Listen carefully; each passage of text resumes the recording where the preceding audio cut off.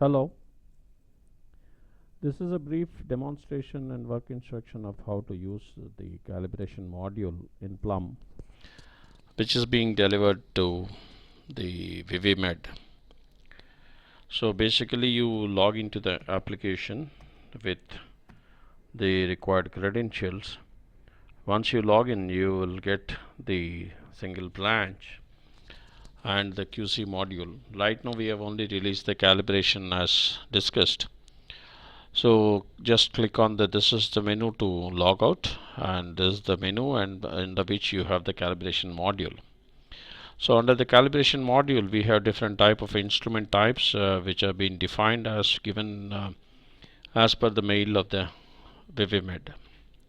So here we have created to create a new record, you just click here, select if there is any masters in that, or that is the master used for calibration. Maybe in case if you are getting it calibration done from outside, this is not required, and indicate the code number, say instrument 009. So I'm defining the, maybe this is an ammeter 009. You can select the location where it is available and the calibration frequency, let us say half yearly, and it's a new one. So let's take it, and you can write the capacity, maybe you can say 5 to 20 amps, and the serial number available on the instrument and the manufacturers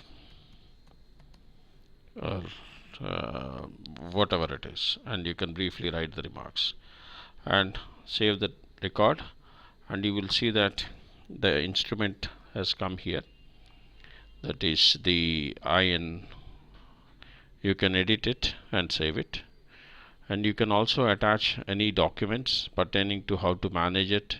You can just type out the attach one and give some details of what is that instrument you are attaching, and choose a file. I'm just taking an image and then uploading it, and you will see that gets over here, and you can, and this image can be a PDF file, an Excel file, or whatever the type it is. Now also you have an options button here, and you keep it, you realize, and you click over it, you can get the show record. It will just display the record and the calibration module, calibration details, and say we are now calibrating this particular equipment. If we are using any master, if you are not using the master, it's okay, then you give the calibration reference number. Due date will come automatically after we type out. The person who has created, say Mr. Jane, whatever the parameter that is in the case you have verified, assume that zero error.